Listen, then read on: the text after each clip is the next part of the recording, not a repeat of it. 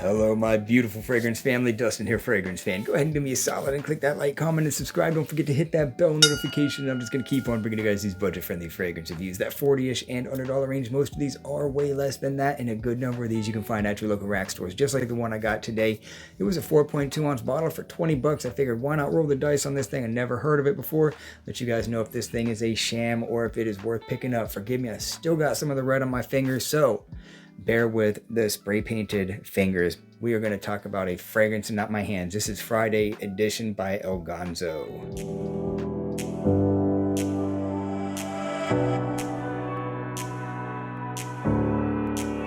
So like I said, I was at my local rack store and I saw this fragrance, never heard of it before.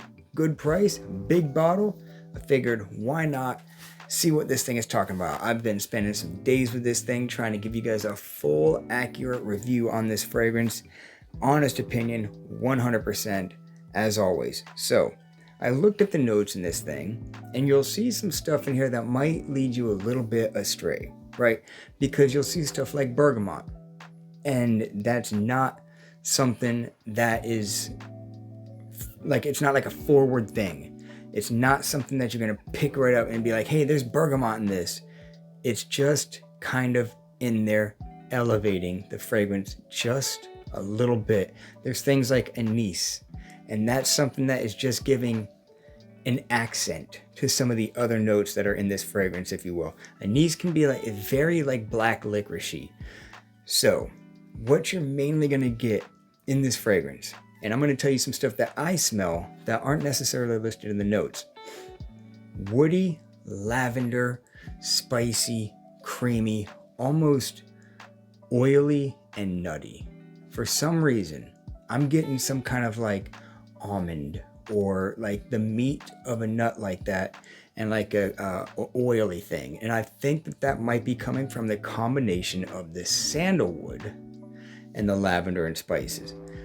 Sandalwood can be kind of like a milky, warm, creamy type of a wood. Lavender can be powdery, sweet. So I think that some of the different nuances between those two things might be kind of giving that almost oily, nutty thing that I personally am smelling. So it's a woodier than it is anything else. Woody and spicy.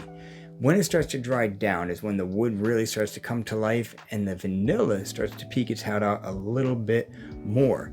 The cool thing about this fragrance, besides being unique smelling, it's compared to the one from Dolce & Gabbana, it's not like a direct clone of that. It just shares some similarities to that. Is that it lasts a long time. Not only is it pretty unique, it lasts a long time. On me anyhow, I'm getting solid performance. 6, 7 hours on clothes, longer, like 8 or 9.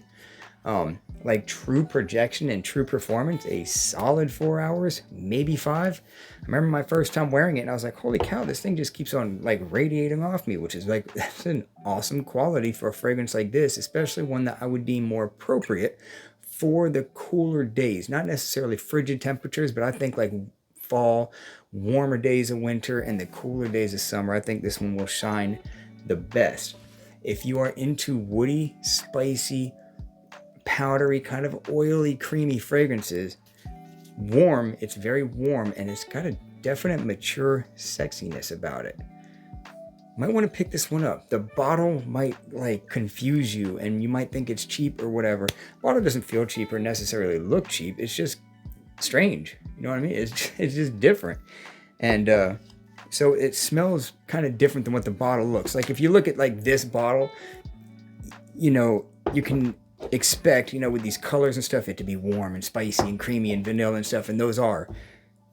But this one, you might expect like a classic old school like freshie or something, like issey miyake type smelling thing, but that's not what this is. It is a warm, woody, creamy, spicy, hints of vanilla, almost touches of like an earthy thing. Also, there's tonka bean in this, and tonka has a lot of different nuances. It can go all kinds of places: vanilla, powder, tobacco. So that might be playing a role in some of that stuff I can't quite put my finger on in this. But again, without saying too much, woody, powdery, milky, creamy, kind of oily, nutty, spicy deal. Sexy, mature, long lasting. Overall, my rating on this one is a 7.5, because I say it's at least a 6.5, maybe a 7, just on the scent profile alone. That extra bump because of the performance on this thing. It's not a loud projector, but it radiates nice for a good amount of time. Overall, 7.5 out of 10. This one got me happy. I'm going to keep wearing this thing. I'm not going to get tired of this one anytime soon. You will see dents in this, as I'm sure I will feature this in more videos. I hope I didn't just scratch any paint off. Felt like I did. Okay, I don't think I did. I think we're good. I ran my fingernail across it. So yeah, you're going to see this thing talked about from me more in the future. I'm sure it's going to make some list videos for like great cheapies, because this is $20.